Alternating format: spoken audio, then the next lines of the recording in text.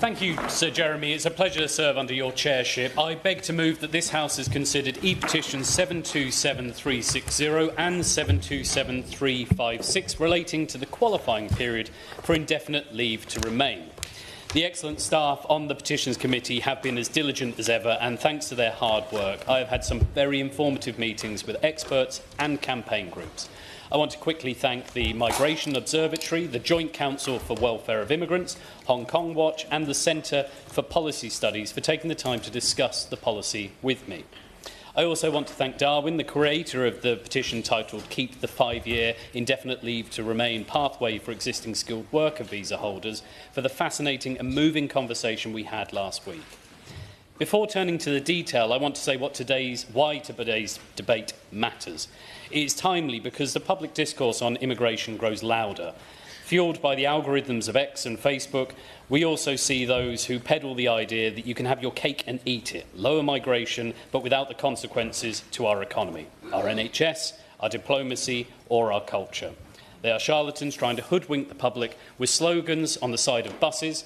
They want to divide us and set the tone that all immigration is bad, and by extension that all migrants are unwelcome.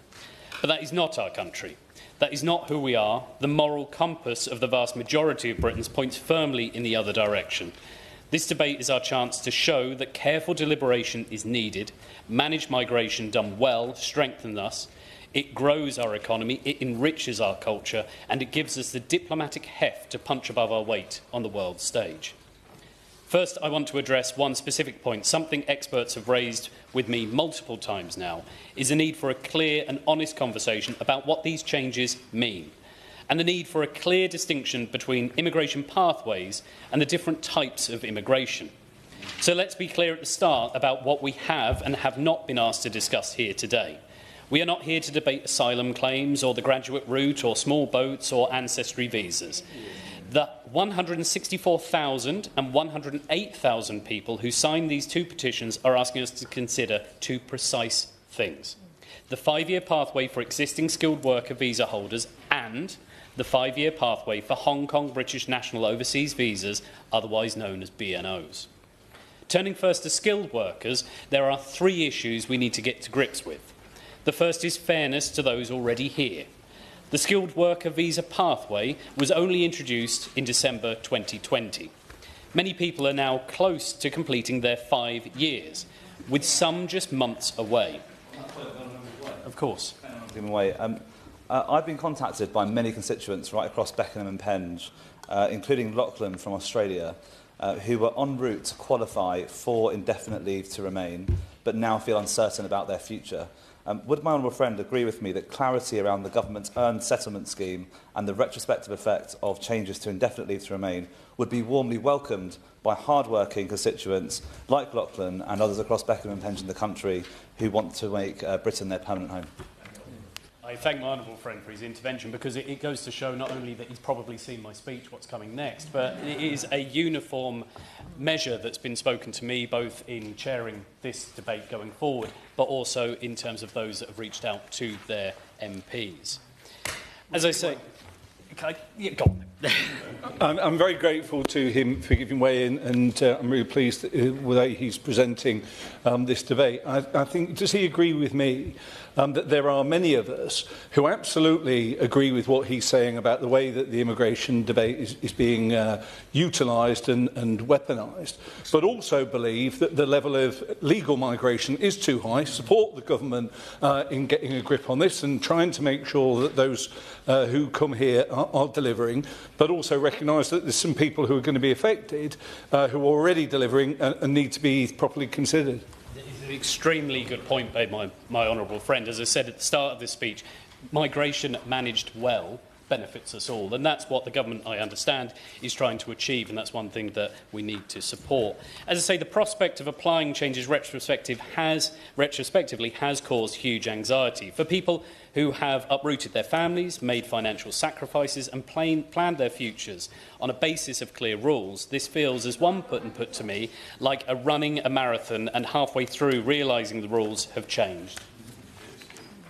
I thank my honourable friend for giving way. He's being very generous with his time, but it's because this debate is so popular. We've received so many emails from constituents, like I have, from my constituents in Hampstead and Highgate, who are high-skilled constituents, who are worried about these transitional arrangements because they are existing visa holders, and they have spent a lot of money investing in trying to stay here, including those who've emailed me saying they've already passed the Life in the UK test. So could I ask him if he agrees with me that changing the ILR qualifying period retrospectively, because of the financial and hardship distress that it's causing our constituents, it would make sense to have a clear exemption for those who are already on a qualifying visa route? I thank my honourable friend, and I think this is another issue that I know the Minister, newly to his point, will be addressing in his remarks. The second issue that I want to raise is exploitation. A longer route to settlement may embolden bad employers. We already know that 40,000 people in limbo in the social care sector because of an exploitative bosses and the visa sponsorship pressures. Extending the pathway risks increasing the vulnerability of workers who are already contributing to our society. I would therefore ask the Minister, has any assessment been carried out on the workplace impact of these proposals? Can I just make a little bit more progress? Sorry. The third issue is contribution. These are skilled workers. We invited them here because we need their skills. They are in work, paying tax, helping our economy, staffing our hospitals, caring for our elderly, carrying out world-leading research. In my own constituency of South Norfolk, skilled workers at the Norwich Research Park are engaged in science that could revolutionise food security and tackle the climate crisis. At the Norfolk and Norwich Hospital, I saw a board listing dozens of nationalities represented in the workforce. It looked like a roll call of the United Nations. And yet these staff, while giving so much, have no access to public funds. They pay the £1,000 a year immigration health surcharge, they support our economy, but carry on their own costs. That is a reality we must recognise. So my question to the Minister is this: has the government conducted an economic impact assessment of the proposed changes to the skilled worker pathway? I do thank my honourable friend for his speech and for those who've secured this debate. In terms of those, many of my constituents are highly skilled. They often work in IT. Some are not intending to stay and will probably, may well go home. But those who have written to me have told me what it means for them. But it's not just their current job now, but they see themselves contributing long-term through their skilled work jobs, maybe making a career, climbing up the career ladder and becoming managers and leaders in their field in the long term.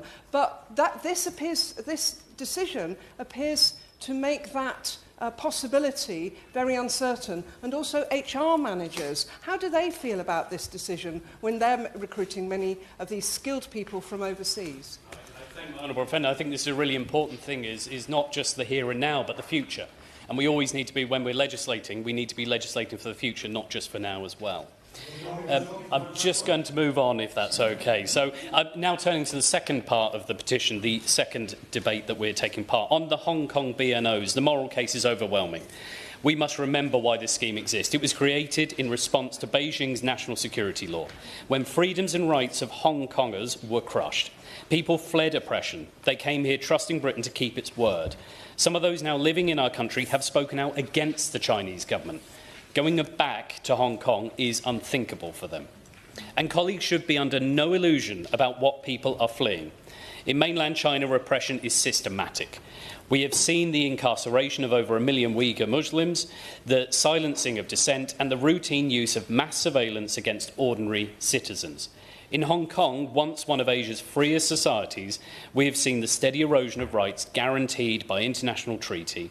Freedom of the press strangled, freedom of assembly banned, civil society dismantled piece by piece, journalists jailed, students arrested, opposition politicians barred from office or driven into exile. All of this in a place where people used to enjoy liberties very similar to our own. Thank the honourable member for giving way.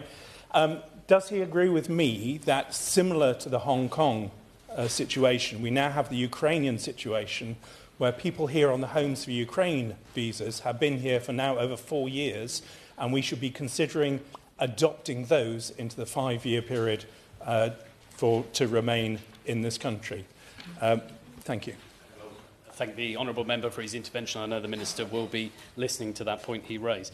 So when Hong Kongers tell us they're worried about the direction of travel, we must listen because they have already lived it. They know what it means when promises are broken. They know what it means when the state decides to rewrite the rules halfway through the journey. That is why this debate is not just about visa terms, it's about trust and whether Britain will stand by its word. Just carry on. It's, we in this country have always had a proud tradition of standing up for international bullies. When others looked away, Britain was often prepared to say no. This is not right, and we will not let you trample over your people. That tradition is written into our history, from our stance against fascism in Europe to our support for democratic movements across the world. The BNO scheme is part of that tradition. It told the people of Hong Kong, you are not alone, Britain will stand with you. Will my friend give way? Oh, wait. My friend's been very generous in making excellent remarks. I met Sid, who was in the gallery today at the weekend, and he made many of the excellent points my friend is making. But I wish to speak to the issue of the BNO route he's just mentioned and the extension from 5 to 10 years, looking like us shifting the goalposts. And does he agree that this risks handing Beijing a propaganda victory and deny young Hong Kongers access to home fee status at our universities for a decade? An extremely well-made point by my honourable friend, and I would say I couldn't put it better myself, but I hope I can in my upcoming bit here.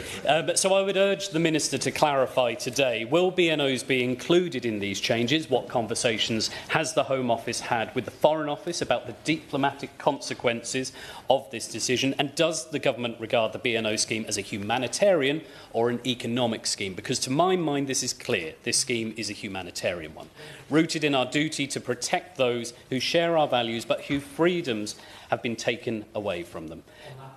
I'm just going to make my concluding remarks. To sum up, both petitions speak to a single principle: fairness. People who came here on a clear set of rules deserve to know what those rules are and that they won't change halfway through. Whether they are skilled workers staffing our hospitals or Hong Kongers seeking refuge from oppression, they are already contributing enormously to our country. In all the discussions about immigration, we must start from honesty about the different types of migration and what they mean for Britain. In recent years, there has been too much heat and not enough light. Today's debate is a chance for us to change that, and I hope the Minister will take the opportunity to provide that clarity.